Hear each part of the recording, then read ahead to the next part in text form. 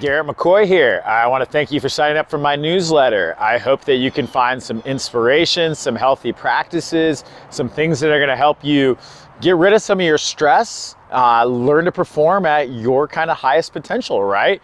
I make the jokes that I want you to vibrate higher. I want to increase your energy. And a lot of that energy comes from not sitting down, right? Sitting down is a problem these days, right? Just look around, look at everybody's posture. You look at a group of people, they're literally like this, okay? They've got that little hump back. Their shoulders are rounded. This is a posture that we call upper cross syndrome. So what that means is that gravity is winning. We have this forward head posture, our shoulders are anteriorly rounded, and then these hip flexors get really tight. That affects my wrists, leads to carpal tunnel, leads to all sorts of neck pains, all sorts of things in your thoracic spine, which in return show up in your lower back, right? So why do you think that you can have your optimal energy if this is how you spend most of your day? You know, the average American sits for almost 12 hours a day. 12 hours a day.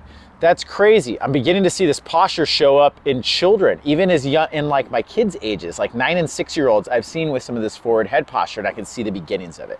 So that's what this is all about. This is a power break. We want you to be able to apply this workout whenever you just need that energy boost, whenever you get a little bit of brain fog, whenever you get a little creativity.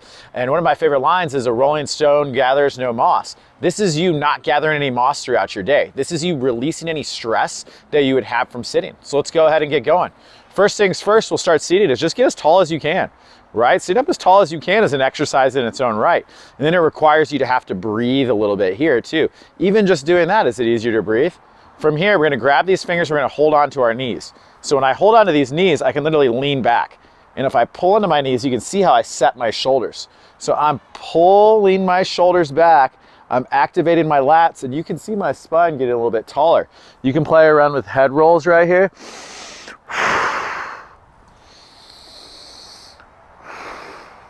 And once again, all those breath muscles are kind of all here around your postural muscles as well too.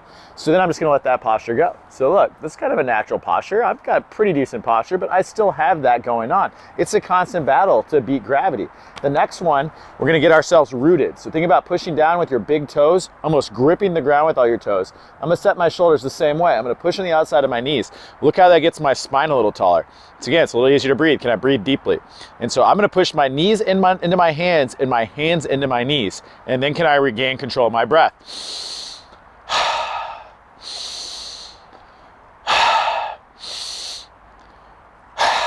So I like to count those in about 5 breaths. Now I'm kind of building up endurance and waking up my glutes with my lats, with my shoulders, okay?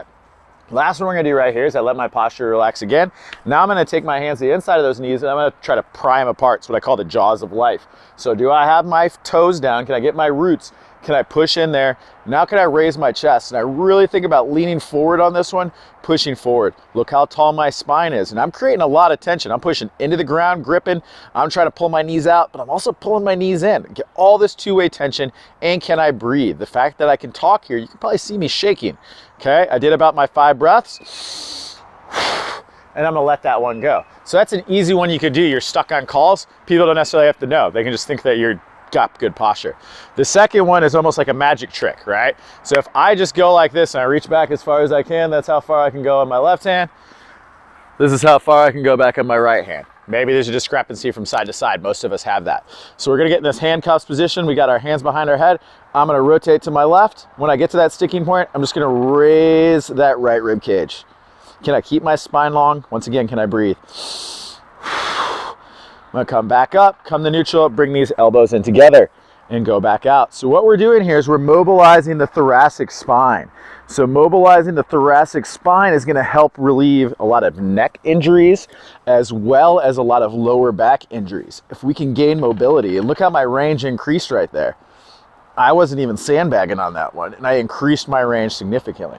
So if you're a rotational athlete, especially if you play golf or tennis, this is something that should 100% be in your repertoire, you know? And also if you're a human and you have a spine, this is also something that should be in your repertoire, right? So look, I'm a little bit farther. I recommend doing at least 3 of these, and can you get to 5 of them? But you can see I'm opening my chest, I'm opening those airways, and I'm waking up these muscles of the rib cage, okay? My posture already feels better, and I mobilized a lot of that stuff. Now we're gonna get rid of the chair, and we're gonna stand it up. All right, cool. So anytime we get to the standing postures, I just wanna check and see how things are feeling real quick before I get going. Okay, I'm kind of lifting my feet, I'm wiggling my toes. Can I kind of root myself in? Can I get comfortable in my weight? You know, if you're wearing shoes, take your shoes off, wiggle your toes, get them moving. Rock forward and back a couple times, wake up your posture. So we just did a lot for that thoracic spine and that chest. So now we're gonna kind of come up and we're gonna go to this, one of my favorite drills. If you've ever done a presentation with me, here's our internal and external rotation. We're just gonna keep that posture tall. My shoulders roll in. This is where you guys' shoulders are stuck all the time. And this is where I really want you to gain. When I rotate back, look how my posture got a little taller. Can I wiggle that tension out of my neck? So this is a game that I recommend doing at least 5 times. And then can you get to 10 times? I can already feel my postures a little better. I can feel my energy kind of coming up a little bit. I was dragging, already feeling better. And that's the idea, is you can only stay focused on one task for about 43 minutes out of an hour. So those of you guys who think you're alpha performers, those of you guys who are taking nootropics, you're all about optimization, you can only concentrate for so long. Getting up and moving like this, it's gonna get you out of that executive function, and it's gonna get you back to that creative mode. That's that daydreaming state that we really wanna be. Can train your brain waves and your physiology. Already feeling better.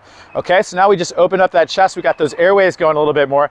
Now I just wanna kind of get exactly into that, what I was talking about. Let's grow some roots. So I'm lifting my big toes, and now I'm gonna push down through my big toe, try to grip with my pinky toe. You see my glutes almost tightened up when I did that. And now can I get real tall?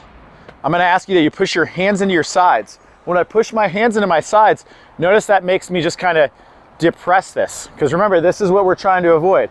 This is what we look like, whether you want to accept it or not. So push those hands in the sides, get as tall as you can. So I'm creating tension the same way I did in that seated drill to get as tall as I can. Now if I lean back, keeping my big toes down, can I move my whole body as a unit? When I lean back, now my abs have to come on. When I lean forward, my back muscles have to come on. So can you just get comfortable with your roots, as I like to say? My hip flexors and my glutes have to get that little forward and back, but we've been seated, we've been crouched down like this. Now we're using high tension to kind of get going, okay?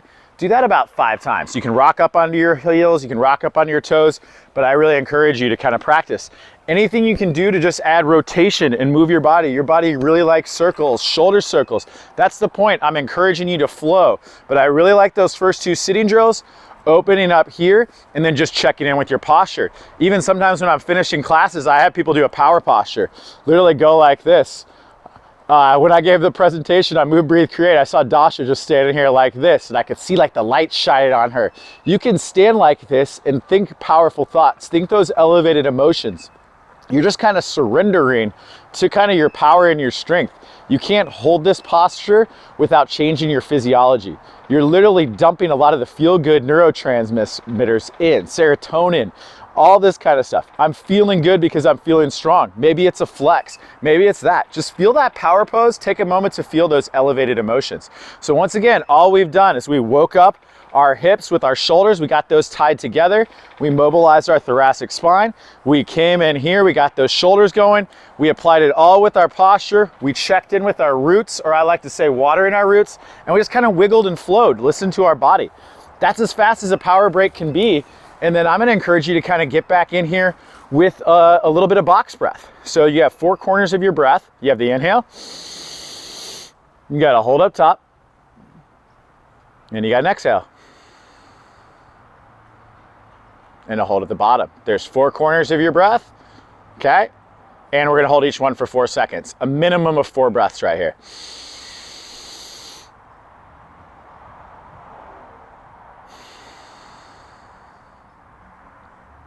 Once again, trying to focus on breathing through the nose. Inhaling in again. Feeling all that light, all that oxygen, all that air coming in. Energy. Then we're gonna slowly drain it out through the nose. Find that peace at the bottom. Calmness, that parasympathetic response. And can I gradually increase this? Can I get more comfortable holding my breath? Navy SEALs popularized this breathing thing to really help them get at optimal levels of performance so they can stay calm.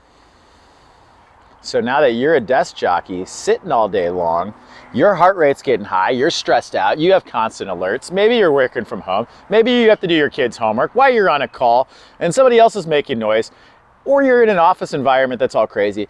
Really, we need to get back outside. We need to undomesticate ourselves. Even just coming outside will improve your mood and it'll improve your performance. It's what we call sharpening the saw, right? You can't cut down the tree with a dull blade, as Stephen Covey says. So sharpen your saw and do it as much as every hour on the hour. And this is one of the big points that I want to form in the book Move.Breathe.Create I wrote, is can you form these little habits to have these compound benefits onto your health and benefit? Imagine if you did that just one time a day. Would your posture be better? Would you be a little bit lower stressed? Yeah, of course. Imagine if you did that twice a day.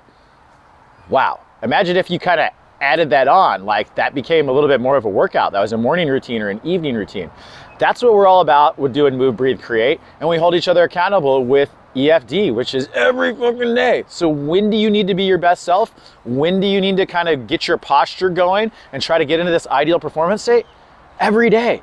Because if you get your posture feeling good, you literally can have as much energy as you want to. You don't hurt. You want to exercise. You can live the life you want to and do the things that you want to do. Instead of being in pain, instead of having your excuses, instead of living up to other expectations, forget about exercise as being something that, you know, you have to do or you have to get skinny or to get a six pack. Do it for what it does for your brain, because feeling good is better than looking good. And if you feel good, guess what? You're gonna look good as a byproduct, right? I'm all about performance and optimization.